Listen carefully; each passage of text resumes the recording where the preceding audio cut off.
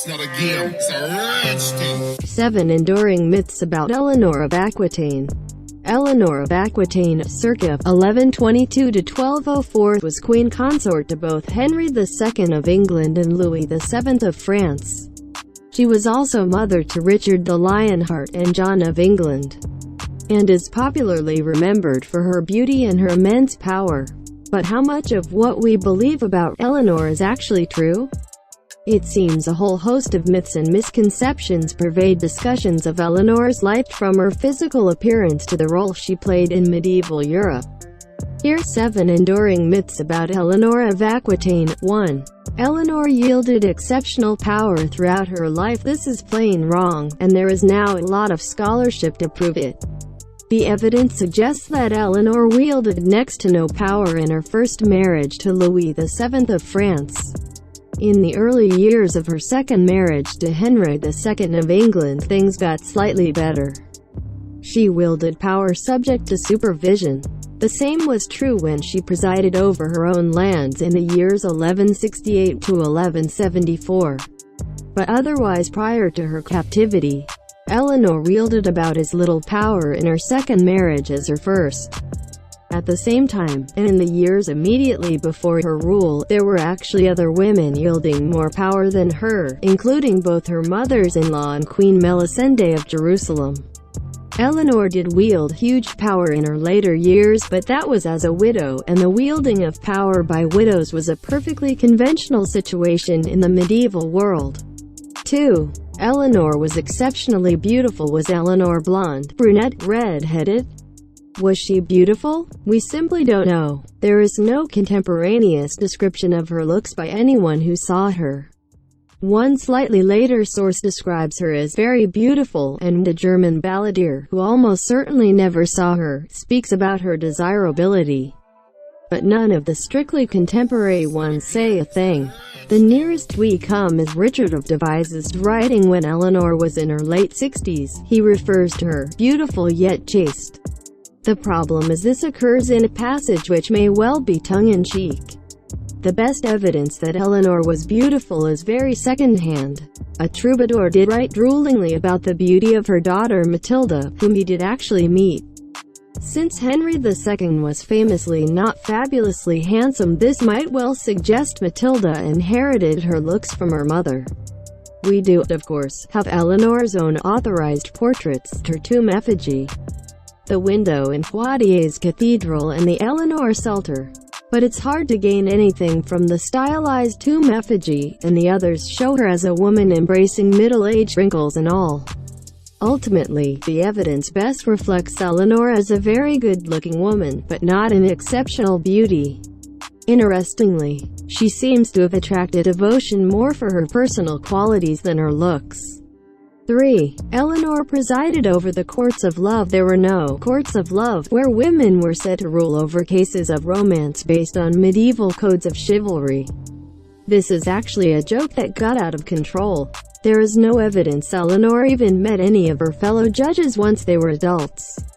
One Andrew the chaplain, based at the court of the Counts of Champagne, wrote a book in the mid-1180s while Eleanor was imprisoned. It is full of in-jokes for a courtly audience.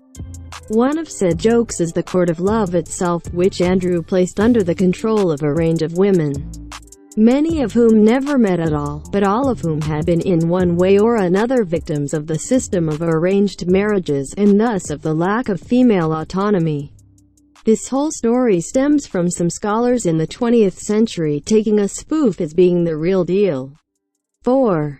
Eleanor dressed as an Amazon to aid crusade recruitment and rode bare-breasted into battle. Both of these delightful myths can be traced back to sources considerably after the event. There is not a whiff of them anywhere near the actual time. There is a mention in the Chronicle of one Nikitas Choniates 30 years after the Crusade of a woman with the Crusaders who rode astride and was called by the Byzantines Lady Goldenfoot. But she wasn't even with the French army, she was part of the German contingent. As for the bare-breasted story, in the 1968 film The Lion in Winter, a production not renowned for its historical accuracy, Eleanor recounts the famous line, I dressed my maids as Amazons and rode bare-breasted halfway to Damascus. Louis had a seizure and I damn near died of windburn, but the troops were dazzled. Hence, the myth was born. 5. Eleanor murdered Fair Rosamond. In fact, Eleanor was in prison when Fair Rosamond died in around 1176, not herring around the country offering poison to Henry's latest mistress. No one even suggested this idea for centuries after Eleanor died. The facts: Henry seduced Rosamond when she was probably still in her teens, and kept her as his mistress for about a decade.